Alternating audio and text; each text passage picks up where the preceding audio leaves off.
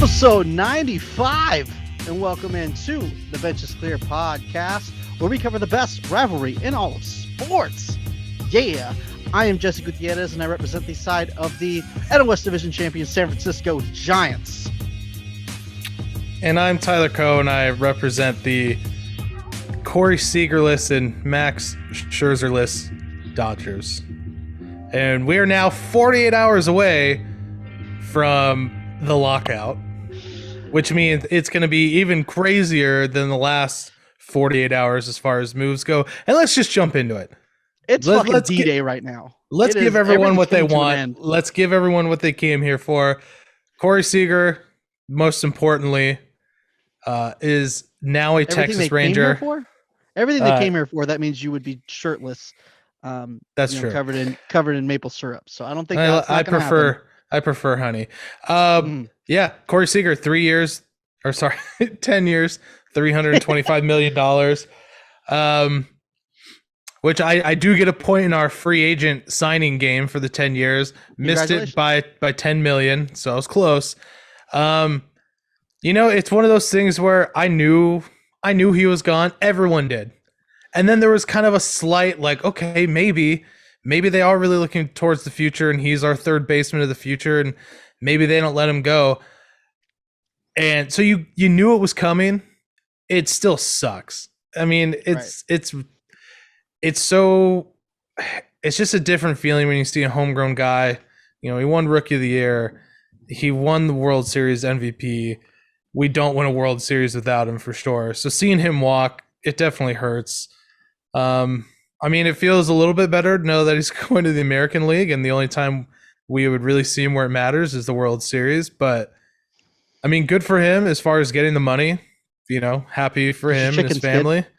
But it sucks, and because I really bought into the idea over the last couple days of he's our third baseman of the future. It makes a lot of sense.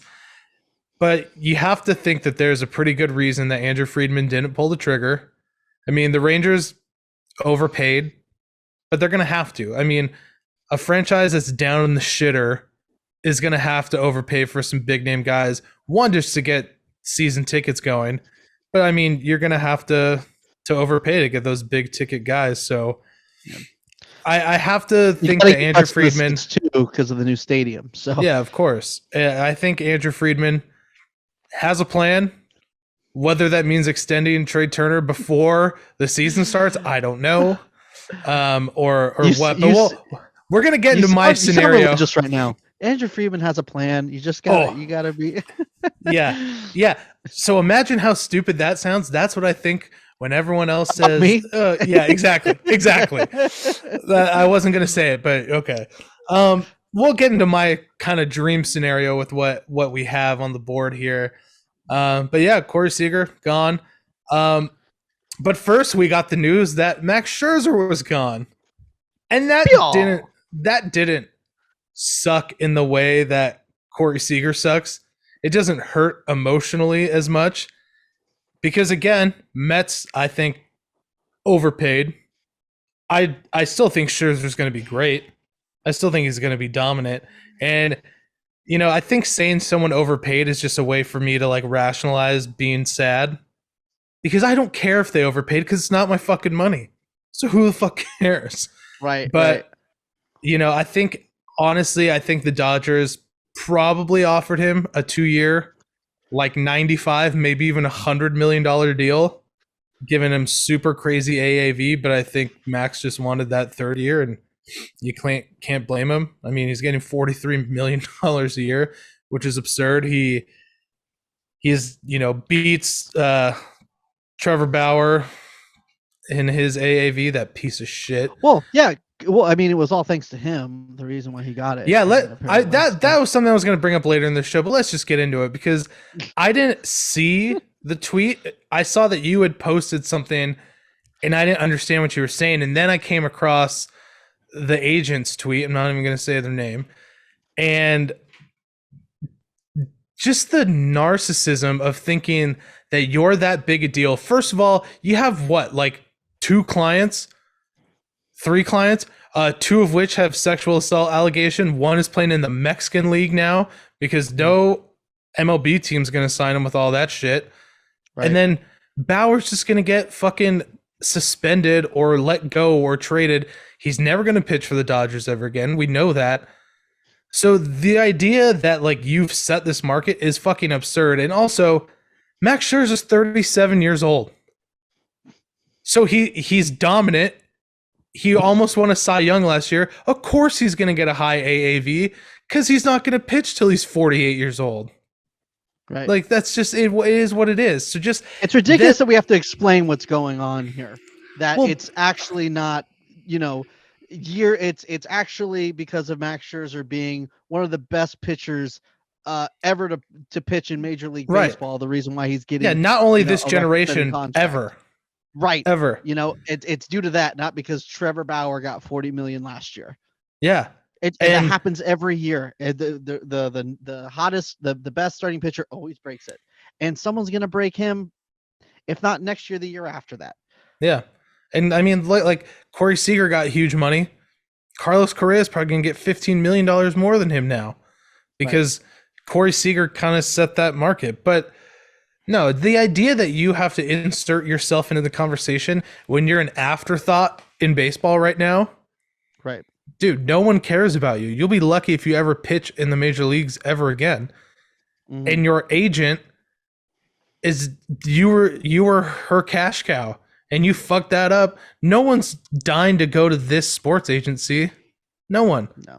So just shut the fuck up and stay out of it. We've all forgotten about you. It's just, a sad attempt to stay relevant, but I digress. Well, to get off of piece of shit pitchers and to go to, pitchers that we know and love. Unfortunately, the Giants are going to have to say goodbye to Kevin Gausman. He signs for 5 years over in Toronto. Here's the thing. I've been seeing a lot of back and forth on Giants Twitter about how the Giants need to sign him and how the league figured him out and they shouldn't sign him at all. I think if the Giants would have signed him, he would have figured something out, and I think he's still going to be a very effective pitcher in this league. I mean, there was times, after everyone figured him out, there was plenty of starts in spurts where he was going pretty strong. So I don't know if it's a pitch mix issue, learning a different pitch, whatever the fuck needs to happen. I think he's capable of doing it. I think he's going to kill it in Toronto. I'm really bummed that he is gone. At the same time, I can understand why they wouldn't go for 5 years. 110 for Kevin Gausman. Sad to see him go. That kind of both of our teams have lost huge pieces this offseason so far. With Seager and Scherzer and then Gausman and Posey. Who's been hit the hardest, you think? Dude, I think it's the Dodgers, honestly. I mean, I think it's pretty evenly matched, but I'm going to go with the Dodgers just because Corey Seager sometimes is the biggest bat in the lineup. Just like I think sometimes Buster Posey was the biggest bat in the lineup. 90%. But I don't. Yeah, right. I mean, I don't think you can compare a Max Scherzer to a Kevin Gausman. No, if you're looking at starting pitching, for sure Scherzer's better than Gausman. But I would argue that Posey, because I think it's really close, but I'm the same way. I feel like it's an edge to the Giants just because I'm a sad boy. But I would just argue, Buster Posey affects so much on both sides of the ball with the pitching and I like how we're arguing about which one of our teams is worse. Yeah, right. But that's going to be a huge hole. I mean, and I know and then another thing too, just Seager is, I don't want to say he's always hurt. He's not like Aaron Judge, but he does miss time, and so. And that's what, and that's the other thing about Seager is, I don't know if the Dodgers extended a formal offer to him. I'm sure we'll find out eventually, but I can guarantee if they did, it was within the 7-8 year mark. And I mean, it was probably $35 million a year. So I mean, I understand why he goes and chooses the more years, more money. Right. But yeah, I mean, he has been hurt a lot. And, you know, I mean, the Dodgers do have Cody Hosey in the minors, who, you know, is supposed to be the stud third baseman. So maybe that's kind of the logic here, is in a couple years, he'll be ready. And if it's, you know, Turner. Extending Turner, which I think if they do, it would be smart to do it before the season starts, but I don't think they're going to do it within the next 2 days, and we're going to have the transaction freeze, you know, all this stuff. But I'm just going to kick a little dream scenario at you real quick. Okay? Dream scenarios. Let's go. I love dream scenarios. Let's hit it. Here's what I think, dude, because I think Andrew Friedman, he's just, you know, he has some ideas swirling around his head. Here's what I think he's doing. This is what I would do. You sign Freddie Freeman. You give him enough money to prime away from Atlanta, because in my head, this should have been Freddie Freeman should have been the first guy to sign, because in my head, it's a no-brainer that the Braves just, okay, here's the money, you're a lifetime Brave. So the fact that it hasn't happened yet makes me think there are possibilities that he moves somewhere else, and maybe he wants to go to a, you know, contender. Maybe he's from California, I can't remember. But regardless, I mean, coming to the Dodgers pretty sweet. We're just going to make up scenarios right now. So then you slide Max Muncy over to second base. He's a good enough second baseman. I mean, he played second base more. 2020, he was a terrible second baseman, but this last year, the times he played at second base, we talked about it, how he dramatically improved. Yes. So you still got to keep his bat in the lineup. All right. Then you trade Gavin Lux, because fuck him. And you pair him with like a Mitch White, some young starter that has a decent amount of upside. Trade him to Cincinnati. You trade him for Castillo and Sonny Gray.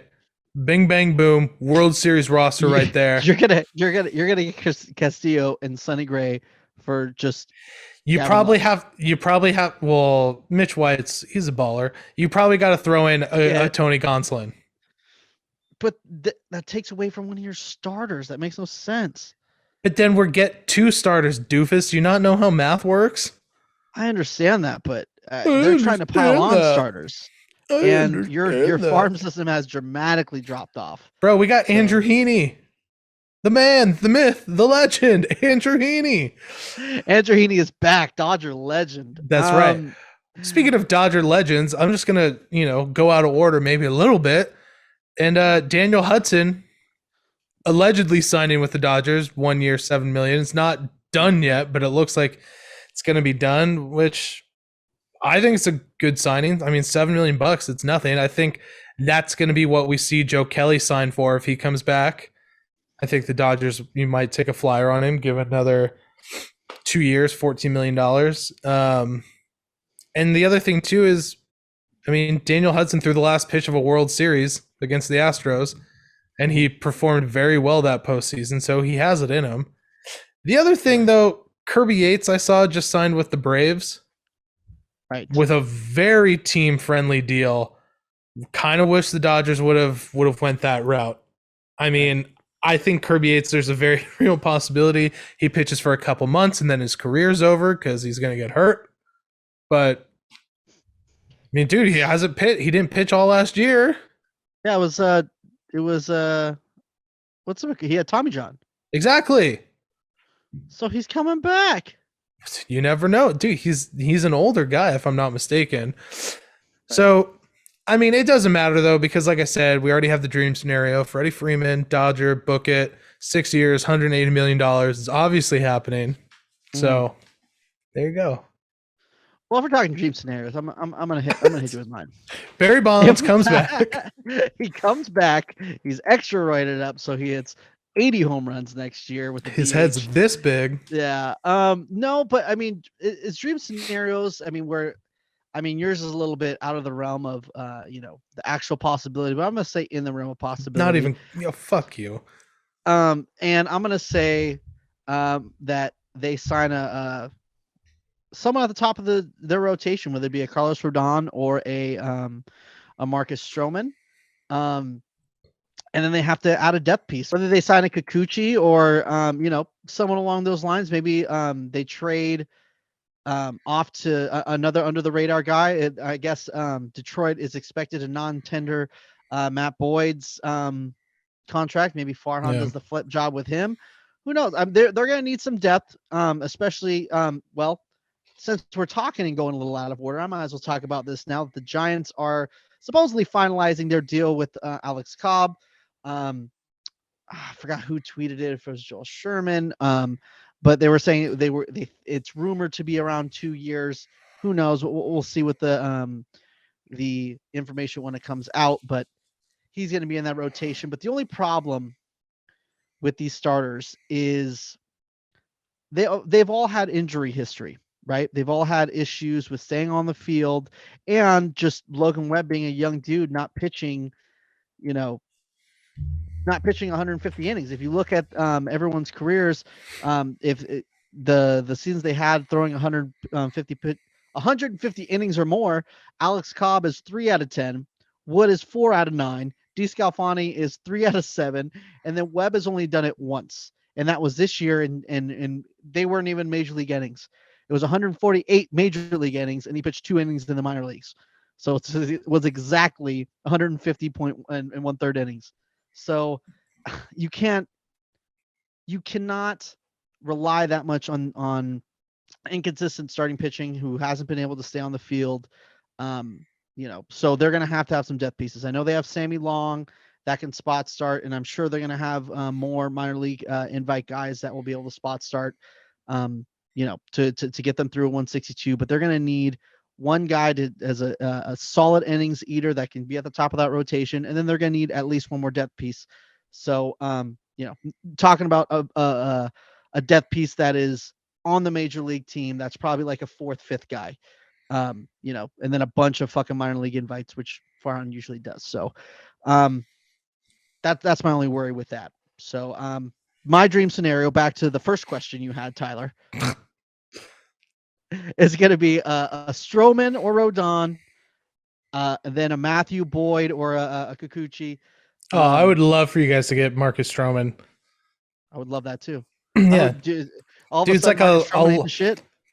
No, he's on the field, sure, but I have a feeling he's like a locker room cancer, so I'm good. You have a feeling he's a locker room. No one has said anything negative about him, so there are things. And then they need to add a right-handed bat, either a Nick Castellanos or a Suzuki would be great. Seiya. I'm also surprised. I'm also surprised no one has gone out and got Seiya Suzuki yet, especially just because of the way the international signing works with the posting and all this stuff. And again, everyone's anticipating transaction freeze in 2 days and 48 hours. It seems bizarre that no one has signed him. Maybe that's what Andrew Fleeceman's waiting for. Who knows? I guess we'll find out. But here's the thing. For people. Here's the thing. I'm gonna thing you first, baby. Oh, yeah. Andrew Freeman and Farhan Zaidi are not idiots, right? They run some of the smartest franchise in baseball.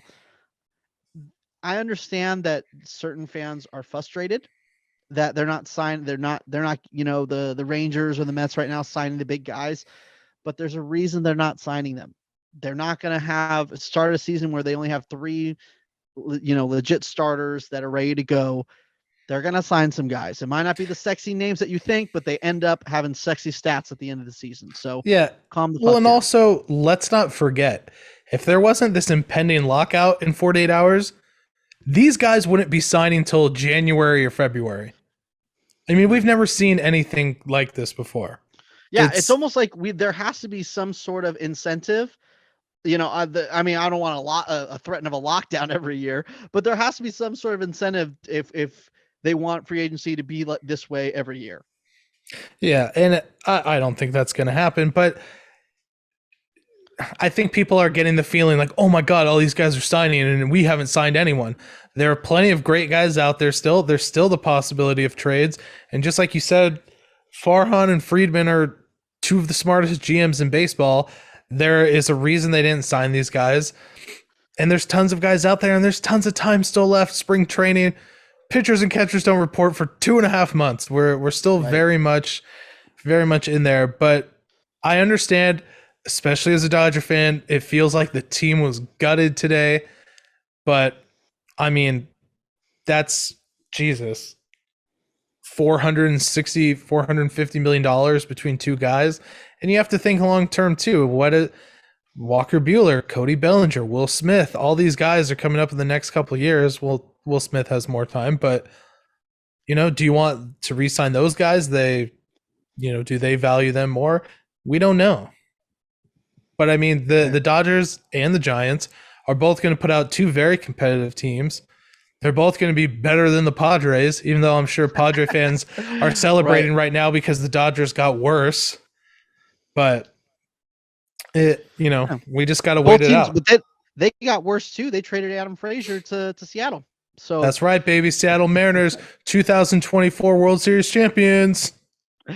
Well, I mean, let's make a quick comment on that. I mean, a lot of guys have gone off the board. Marte, Canha, Semien, Ray, Gray, lay by the bay, eat some hay, and Matz, and Matz is off the board. Matz and Gray were two guys that I thought were really possibilities to sign in San Francisco. Canha, yes. I thought that was the most likely between Marte, Canha, and Semien, especially because Semien has that that qualifying offer on him. But I don't know. I never thought that Ray was going to sign with the Giants, so it's not really heartbreakers. But it's awesome the way this offseason has been going this past week. It feels like NBA offseason coming to baseball, and I'm very happy and thankful for it, and wish there was a way they could always do this shit. Yeah, well, dude, I mean, think about, it bugs me that one Mets YouTuber guy who's really annoying is probably super happy right now because the Mets went crazy. Dude, the Mets, they're gonna be good. Like, they really are gonna be good. Like, just Eduardo Escobar and Mark Canha, I was like, those are two really solid pieces. And then Starling Marte, I was like, oh shit. And then obviously Max Scherzer, and you pair him with Jacob deGrom, that's the best one too, and it's not even close. Right. I mean, the Mets are going to be good, but we'll see if they even win 95 games.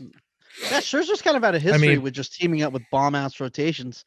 I mean, you can't really – it's not really on him where he started with in a Tigers rotation, but then – he joined the Nationals with Steven Strasburg and prime Gio Gonzalez, and then went to the Dodgers with fucking Walker Buehler and Clayton Kershaw, and now he's going to pitch with Jacob deGrom and Taijuan Walker. Yeah. So, I mean, here's one. I'm gonna say one thing first before I get into my something that's gonna piss a lot of people off. Ooh. You know what I think the biggest, the most underrated signing this offseason has been? Dude, Corey Kluber to the Tampa Bay Rays. I think that's a huge signing. So I think Kluber still has some in the tank. I agree with you. It just feels like everywhere he goes, he can't stay on the fucking field.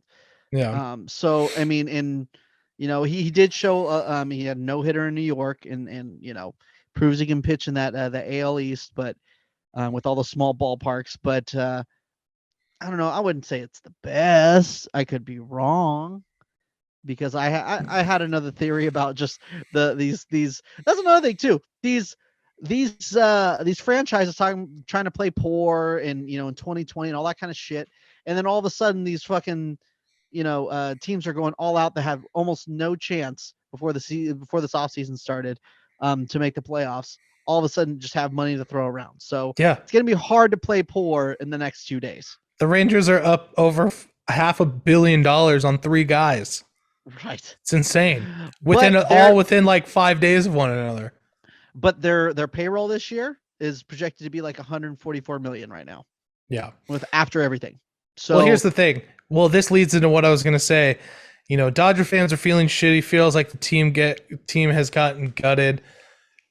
Brace yourself, because in the next 2 days, you're going to lose Clayton Kershaw, and I almost can guarantee it. I don't think so. I think the Texas Rangers aren't done spending money. I think they go get Clayton, and one small it's thing an end of an era. Corey Seager is going to get paid. Like if he signed that contract in with LA, a lot of that's going to taxes. There's no income tax in Texas, so he's getting like a lot of that fucking money. Mm-hmm. So he's, Yeah, I but mean, you have to live in Texas, which we all yes, know is a shithole, correct. I except understand for that. Austin. Austin's Oh, cool. they still have shitty Mexican food, so you can suck Well, it. yeah. But yeah, dude, I mean, it's going to be, I don't know. I want so much to happen within the next 2 days because then I don't want to have to sit and then we have to come to the realization of like, oh shit, the CBA expired and now all of our focus is going to be on making sure we have a new collective bargaining agreement. Right. And I mean, Jeff Passan was tweeting about how they are like in they're meeting with each other and they're desperately trying to to try to stop this work stoppage from happening. But it's like, why are you waiting to the last fucking minute to do this? Like you're asking for it, you know? Yeah. And I think there's a way also that you could that they can like prolong it too. They can, agree to extend it for a couple of weeks or a month or however long they want to extend it for. Um, so I don't know. I don't I know if don't they know. extend it or they just fucking just become adults and figure this shit out. But maybe I don't wish we meet knew 48 hours till it happens. Yeah, I wish we knew all the details of what they're really pushing right now and what's separating them because this new playoff format that's been proposed is the stupidest thing I've ever seen. Right. It's so And stupid. for those who don't know that they are talking about a 14 team playoff system where it would be 4 wild card teams and then a division winner, and the the highest the best record has a bye week, and the top 3 teams pick their opponents. It's just fucking weird. I think that's so dumb to have to pick your opponent No, because you're just it's the asking for top trouble. 2 teams pick their opponent, and then Oh yeah, technically the the middle team team is that wasn't picked plays the best record wild card team. well. I Which mean, is technically, it's so well, stupid. If you want to expand the playoffs, why wouldn't you just do just keep it as it is and then make the first wild card series like a 3-game series where it's actually means something. then everyone's gonna be sitting. That's another thing too. Is just Well, is you're that more already of a giving the first you're giving the first team a bye. yeah? I don't. And that's another thing too. Is that a real advantage? You know what I'm No. saying? Like, is it like 100% no. I feel like just waiting is gonna be um kind of worse. I mean, we asked you guys. We put out a poll on Twitter if it was gonna be more of an advantage or disadvantage, and you guys, 53% of you guys said it was a disadvantage. So I agree. I think it's more of a disadvantage. To have your offense go cold like that. Um, I mean, there is positives to it. Obviously, your arms are gonna get rested, and that's a good thing. But I mean, for offense, fuck, dude, like you're gonna. I don't know, man. I feel like you need it. Yeah, I mean it's a hard thing because you really want to incentivize winning your division, but the more you allow more teams to get in, that that incentive is gone. Right. Because the first round bye is stupid. And then now you're adding an extra series for everyone. Dumb. It's dumb. It's absolutely dumb. So I don't know. Again, I wish we could see where they're at right now with the DH and the NL, because I think it's very important for all the National League teams to fucking know if they have a DH or not. That's definitely gonna help the market. But I don't know. I'm just bracing myself for, utter destruction when Clayton Kershaw signs elsewhere. And then Kenley follows. The thing I have forgot to say, and I need to say it now before I forget again, this means the Dodgers better go fucking sign Chris Taylor right now. Before the lockout starts, sign him so I know he's signed and I don't have to deal with it. But you need to sign Chris Taylor. I think Need to that's sign him. I think that they need to, learn from their mistake. I mean, I hope they don't, but I hope they learn from They need to learn from their mistakes of just assuming they can just plug guys in and they're going to be clutch in the playoffs. They lost. Jock Peterson and Kike are super clutch in the playoffs. Let those guys walk and try to fill them in, and it was not working out. So, I mean, they also just lost Corey Seager. I understand he's a big price tag, so that makes sense. But Chris Taylor's probably like your last guy that is proven himself. You know, I don't want to say last guy, but I'm saying like it's a guy that you need to keep. Okay, you don't want to keep losing those fucking guys. Yeah. Well, I also think you have someone like a Zach McKinstry who didn't really live up to expectations, but I think maybe too lofty of expectations were put on him. Like, coming in your first full season, being like, all right, you need to be Kike Hernandez. I mean, those are big shoes to fill. So I think especially just more time. Season. Yeah, I think more time will give the guys like that, more time to adjust, but we'll see. There's a lot of room for improvement on this Dodger team. A lot more than there was 7 days ago. So, and I know we were on a little bit of a weird day. We're coming to you guys on a Tuesday when this episode is released. Obviously, we're recording on a Monday. But man, so much is happening. We're still gonna go again, either Wednesday or Thursday, depending how this thing goes down. That's why we didn't talk much about the CBA, because we don't know shit. But it's gonna be a big thing, so we're gonna have a lot of time to talk about it on later week's episode. But yeah, I'm. It's so much shit is happening, and so excited from all the signings. Even just one more love for Alex Cobb, man. Best strikeout ratio of his career. I mean, strikeouts per 9 of his career. Yeah, dude, year. Alex Cobb is like Sandy Koufax, apparently. Yeah. Do you remember Kevin Gausman was DFA'd before I thought you were going to talk about Lamont Davis, your boy Lamont Davis. You're such a bitch. Anyways, and Anthony DeScalfani, dude, like so many guys that were getting DFA'd, fucking non-tendered, and then Farhan brings them over and they're fucking ballers. So you sound stupid. Keep down Farhan. You sound like a bitch. Oh, I sound stupid? You sound stupid. You sound fucking stupid. All right. Stupid. To all the listeners who are wondering, who haven't been keeping track at home on their own, in the free agent game, I'm up 4-1 right now. I nailed the Robbie Ray, comeback. Except for the team. I missed the team, but I got the years and the money exactly right. So I've only 3 of my guys have signed, and I'm up by 3 points. Yeah. How many guys have yours signed? All of them, and they all suck. 6 have signed, and I've gotten 1 point. Yeah.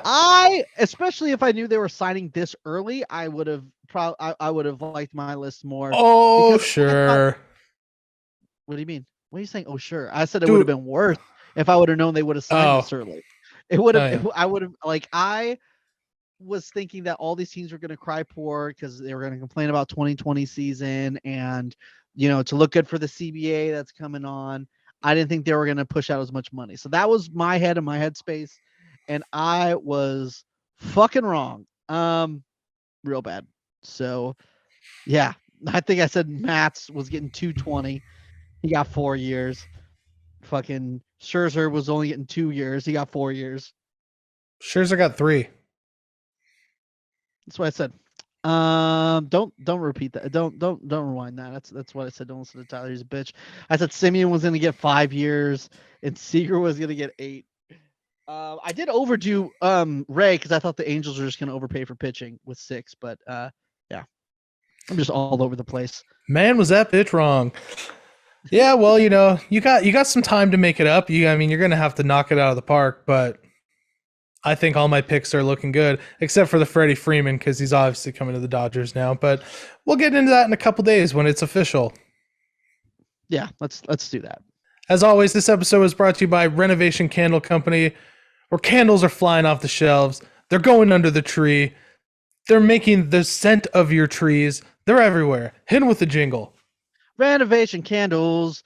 If you don't buy these candles, you hate Christmas. That's right. You hate Jesus if you don't buy these candles. You Jesus hating jerks. Jesus hating terrorists. Right. That's right. Yeah. Well, thank you guys so much for listening. Make sure to subscribe to us on your favorite podcasting platform as well as YouTube. Follow us on Instagram, Benches Clear Podcast, Twitter, Benches Clear P, and TikTok, Benches Cleared. We will see you in a couple days when I'm sure a lot more shit is happening. I think Fuck that's Trevor it. Tyler Bauer. Tagline. Yeah, fuck Trevor Bauer. He ruined the Dodgers. This is all his fault. All of this shit is his fault for being on the hook for $45 million this coming season. Fuck him. Fuck his agent. Fuck this. And normally that would make me very happy, but I'm not going to get on dude's side. So, one last pass and refresh, and nothing's happening. We'll see you guys in a couple days, and we'll talk about it. Thank you so much for listening.